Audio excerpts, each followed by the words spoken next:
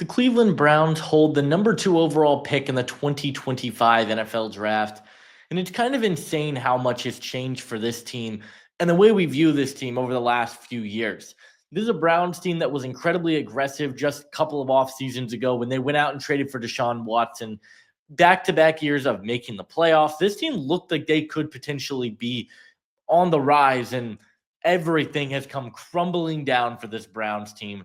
And they're back at the top of the draft, and they've got a lot of areas that they need to address. Quarterback could be a position. You traded Za'Darius Smith. You're looking for another edge rusher. You're probably looking for more weapons, more running game, and there's just a lot of holes here. So how are we going to fix this Browns team?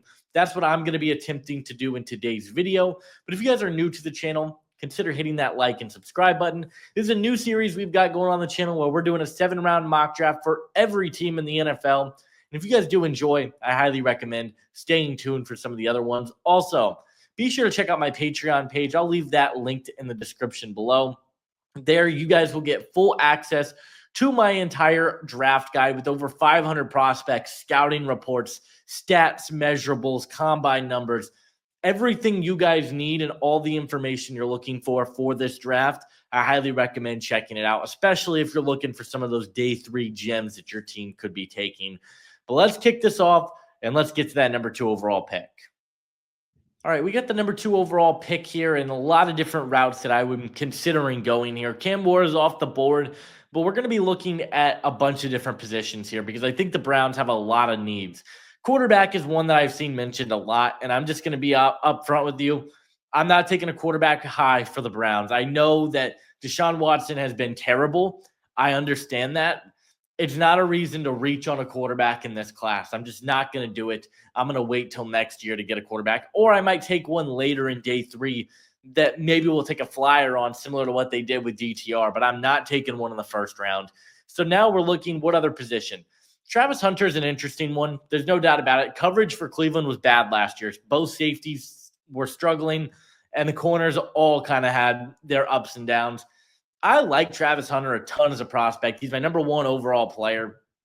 I'm not going to take him here, though. I think that they have more pressing needs in the trenches. Offensive line is a big need for this Cleveland team that I feel like is not really being stated enough. Jedrick Wills is a free agent. DeJuan Jones is coming off a brutal injury. Left tackle is a massive hole for this team. Even the interior, though, you've got a bunch of holes. Nick Harris is a free agent this year. And then next year, you've got Wyatt Teller and Joel Bitonio both hitting free agency. They've got to make some moves here on the O-line. And then D-line is another really important spot to address because you traded away Za'Darius Smith. You need that second edge rusher. You got decent play from Isaiah McGuire at times last year, but it's nothing consistent. So with that in mind, I want to go get a premier player on the O-line or the D-line, and I'm looking at Abdul Carter out of Penn State. This guy is a absolute game wrecker. He is my number 7 overall prospect in the class. I've got him as my edge 2 still, but I think he's going to test better than just about any player in this draft. He's 6'3", 250 pounds, has been an absolute force for Penn State. Speed, power, bend, former linebacker, converted edge. This is the type of player that is a perfect complement on the opposite side of Myles Garrett, and you might have one of the scariest pass rush duos for a very long time. I'm going to take Abdul Carter with the number 2 overall pick. Sitting on the clock here at number 33, love the way that the board has fallen. Josh Conerly, the left tackle out of Oregon, is a player that I have my eyes on. I just don't think he's going to be on the board. I think it's unrealistic. I think he will go in the first round, so I'm not going to take him for that reason. Same thing with Jalen Milroe. The measurables are there. He's probably going to be a first-round pick. So now what do you do if you're Cleveland? Well, we could look at the offensive lineman on the board that I think could realistically be here. I don't think Wyatt Milam will be here. Emory Jones, probably a guard at the next level. Gray Zabel, I think this is a little bit too rich, in my opinion. Same thing with Marcus Mbow and Anthony Belton, obviously. So don't really love that. Then we could look at the D-line. I think the interior could be a play. I've got a guy in mind later down the board that I would absolutely love. Safety is a sleeper need. I like both of these guys. I'm not really in love with taking one this high. The position that I am going to look to take is a running back. And I know I can hear Browns fans now saying, why would you go a running back this early? Nick Chubb is a free agent this offseason. He's coming off back-to-back injuries. I think it would be smart for them to let him go. I know he is a incredible player. He's just not bringing very much value right now, and he's getting up there in age, and he's consistently injured at this point. I think you let him walk. This Browns team was awful at running the football this year. Jerome Ford had some games where he looked solid, but it was incredibly inconsistent all year round. You need a stud running back on this team. That was their identity when they were making the playoffs. They were able to run the ball. And I'm taking Omarion Hampton out of North Carolina. This is a guy, 6 foot, 220 pounds, a great build for a number one running back at the next level. Incredible vision, incredible contact balance. This is a guy that just bounces off of contact at the next level, and he's going to be an absolute force. 1,222 yards after contact, which is a 4.35 after contact at North Carolina this past year. He would be the consensus RB1 if it wasn't for Ashton Jeanty. This is a guy that is getting some potential first-round buzz. He's not the shiftiest back in the world. He doesn't have a ton of wiggle, but once he hits that next gear, he's got speed. He's got power. This is the type of player that I think Cleveland desperately needs to have, and I'm taking him at number 33 overall. So here at number 67, I love the way the board fell for us because there's a lot of talent here. I looked at the interior of the offensive line. I think there's some value that we can get at number 103 that I'm really excited about. But we do have a couple of other pressing needs. Tackle, I really just hated the way the board ended up falling. Marcus Zambeau is off the board. Same thing. Gray Zabel was the guy that I had my eyes on. Did end up making it here, so we are going to be looking a different direction. Interior D-line, I like Alfred Collins. I like Jordan Burch. Again, there's a particular player that I think fits really well with this scheme that I have in mind. I'm going to go with the safety here, and it's not going to be Xavier Watts. I think Xavier Watts will probably be a second-round pick. I'm going to go with Kevin Winston Jr. out of Penn State. Now, he's listed at number 70 here. I have him as number 38 player on my big board. He's a very, very talented safety prospect that unfortunately has just battled injuries this year. 6'2", 204 pounds. He has missed one tackle in his collegiate career. He comes downhill. He defends the run. He can play in the box. He can do a little bit of everything all over for you. He might not have the most fluid change of directions, and I think he does overextend in the run game. But this is a player that I absolutely love. He showed sideline-to-sideline ability. He showed the ability to match up in coverage. He showed the ability to play in the box. This is a very talented safety, and yes, Rodney McLeod is a free agent this year. Juan Thornhill is a free agent next year. So I think looking to address this safety spot makes a lot of sense, especially because you could go get Kevin Winston. He can get healthy this year, and then next year you've got a really, really good safety on your hands. I'm going to take Kevin Winston at number 67. All right, this trade was sent across my desk, and I absolutely love it. We are moving back 3 spots here in the third round from number 93 to number 96, but we're picking up an extra 6th rounder here at number 185. I like the way the board fell a little bit, but moving back 3 spots and adding an extra pick later on, I think makes a lot of sense. So we're going to take this deal. All right, here at number 96, love the way the board still looks for us. Offensive tackle just isn't really where I want it to be. Tackle's where I'd love to go. Anthony Belton, I've got around a 4th round grade on. I think this is just a little bit too rich for him, and I just don't really see it with some of these other guys that are on the board. Holland Pierce is a player that I absolutely love, though. Reminds me a little bit of DeJuan Jones just in terms of his size. I like Brandon Crenshaw-Dixon. I like J.C. Davis, but again, probably a little bit too soon. I have Holland Pierce as a 2nd round grade, so maybe we could go this direction.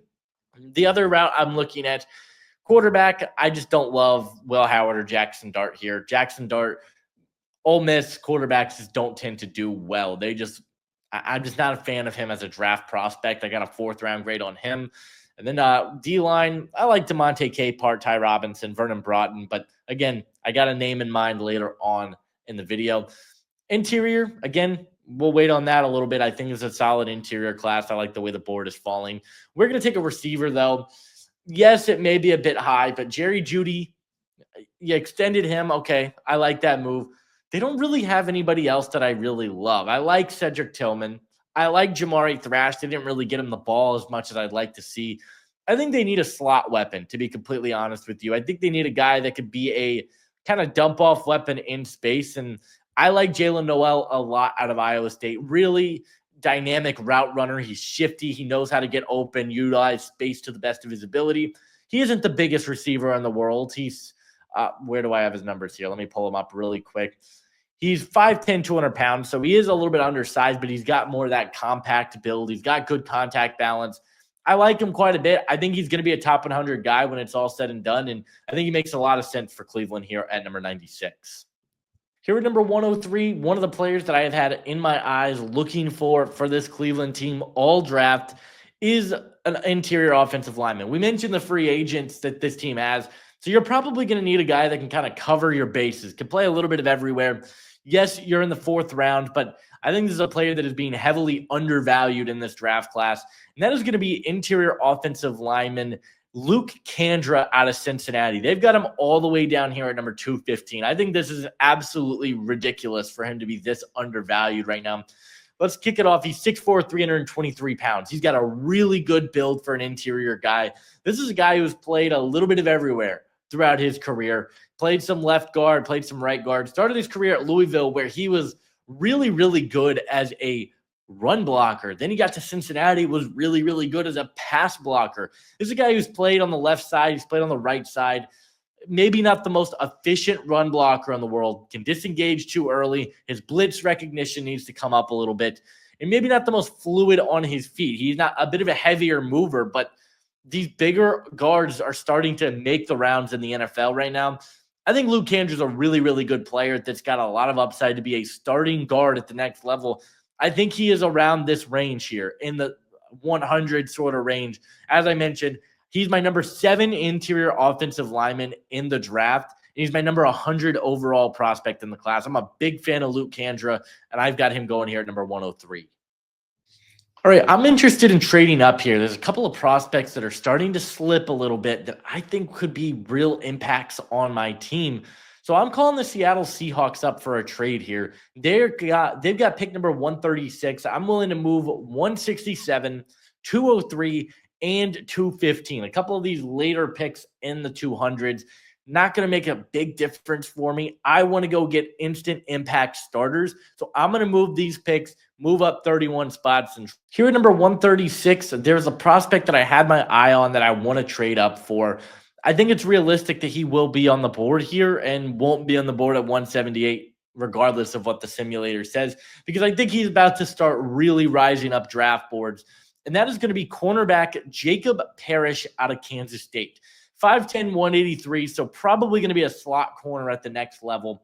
If you go back and watch the Missouri game a couple of years ago, did not look great against Luther Burden, but he has played inside and outside at Kansas State. He's quick off the line of scrimmage. I thought he showed really good long speed and really good closing speed. I thought his ball skills were incredibly sharp. He's not the biggest guy in the world. Leads to some missed tackles at times, and I think that's okay. He's going to work best in a man-to-man coverage scheme. Not awesome in zone, but I think what he brings in man-to-man with his hip fluidity, his speed, his movement skills, I think he could be a legitimate starting corner. This Browns team really struggled in the DB room this year. Martin Emerson didn't have a great year. Denzel Ward was okay this year, and you didn't get awesome stuff from Greg Newsome, who I think is a trade candidate this offseason. I'm just going to go and upgrade this cornerback room and take a guy that I think could be a starter at the next level and take Jacob Parrish at 136.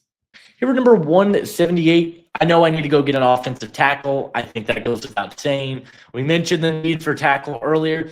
It's not the deepest tackle class in the world. It just isn't. I would love to take one earlier. The board just wasn't very favorable to me. A couple of names that really have piqued my interest, though, here at number 178 of players that I think could start at the next level.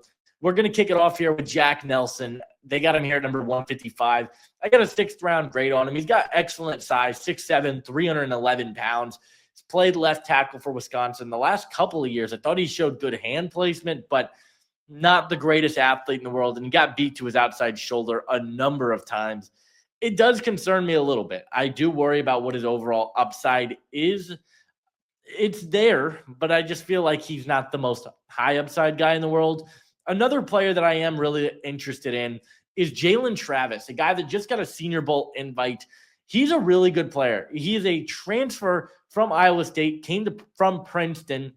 He's got freakish size, 6'9", 314 pounds. He's tall, has great length, had excellent tools and pass protection with good anchor. I love that.